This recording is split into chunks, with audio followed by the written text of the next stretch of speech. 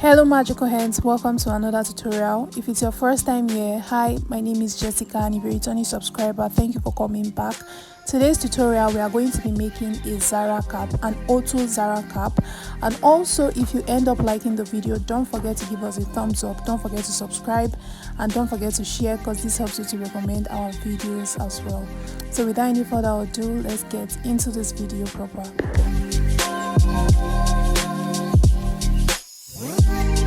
I'll be using this African print. A yard can give you like 3 or 4 Zara caps. So what I have here is actually not calculated because I'm actually making 8 of this. This is actually for my choir. I will need scissors, I will need chalk, and I will need my measuring tape as usual. Also, you will need Mako fabric. This is what Mako looks like. I got this one for 500 naira, and this can give me at least 3 Zara caps. And you can do the math in case you want to commercialize this. You know how you'll be selling this. You're wondering where to get Mako from? You get from shoemakers or those that repair footwears. The width of this Mako is 18 inches, and it doesn't really matter because the width can actually be smaller than what you need this for. So let's get into this tutorial. Mark 3 inches on the Mako as seen. You can also use 4 inches, but I advise you use 3 inches and use 2 inches for a smaller person. So go ahead and cut it out. The circumference of my head is 23 inches, but the Mako is 18 inches wide. So you don't have to worry about that. It is normal for the Mako to be shorter, and it is still okay if it's long.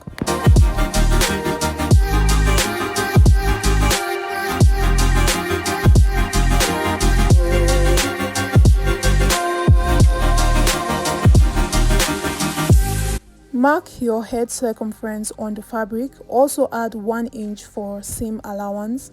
So I will be chalking down 24 inches on my fabric. And also for the length, I will be using 19 inches for the length. So just mark 19 inches upwards.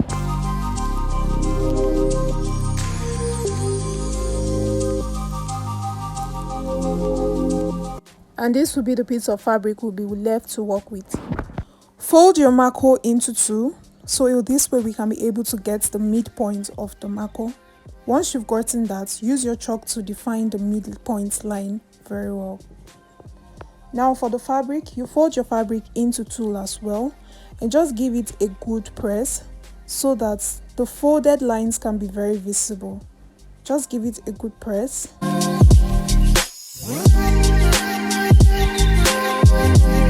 And now we can see the folded line, so you just draw your chalk on it so it is more visible.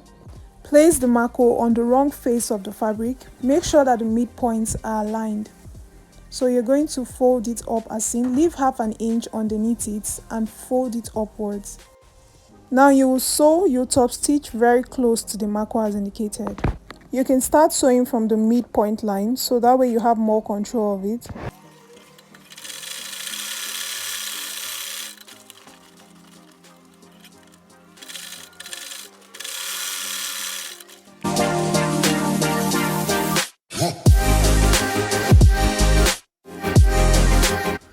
Readjust the fabric on the Mako area so that the line which we sewed can be tucked in. It can move in a bit, so just follow what you see in the video.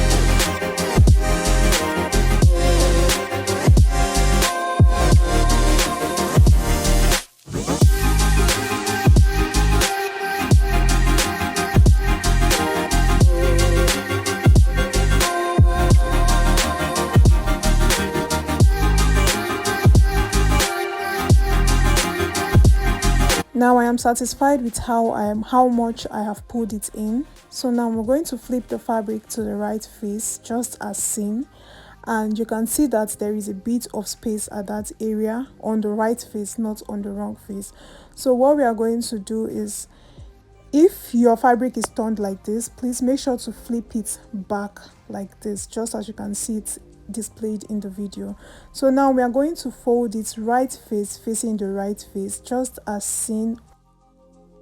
So the main aim is to sew all through, but before then I'm going to keep this aside and I'm going to cut the piece that I used to make the rose at the back. So I took the other side of the Ankara fabric and I'm going to just cut a very long piece of fabric, but not very wide. So this is totally optional. There are so many designs you can make on your Zara cap, but if you also want to make the type of design that I have on mine, this is how I went about it.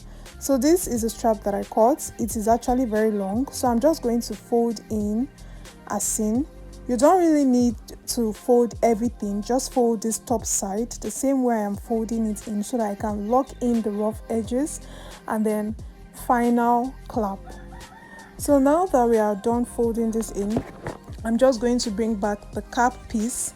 Like I said, we are supposed to sew this all around, but we are going to sew in this rose band. So we are going to fix it in and then we'll take it to the sewing machine and sew up as indicated. So you just sew everything so they have an inch allowance and come.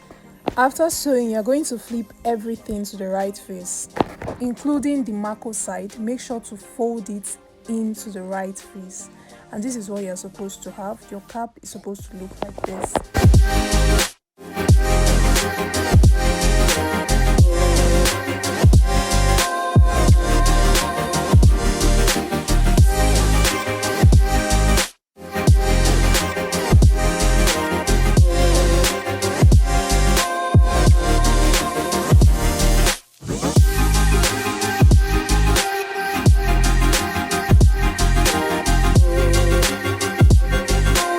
I have my needle and thread, which will enable me to make the rows behind.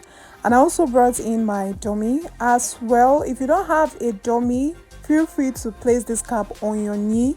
That way you have even more control of it.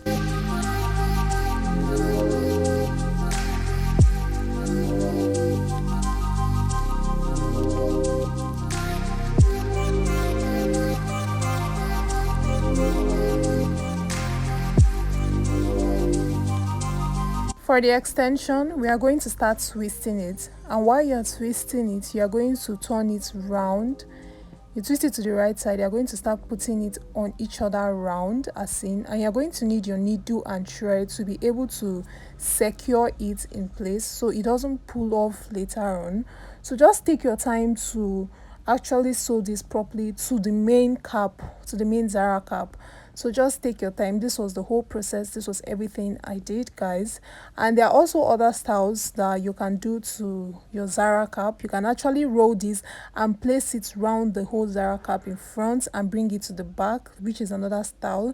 And you can also do something like feathers, like a bow tie behind. But this is what I did. I actually liked the result. And if you also like this and you want to make this, this is how I went about it.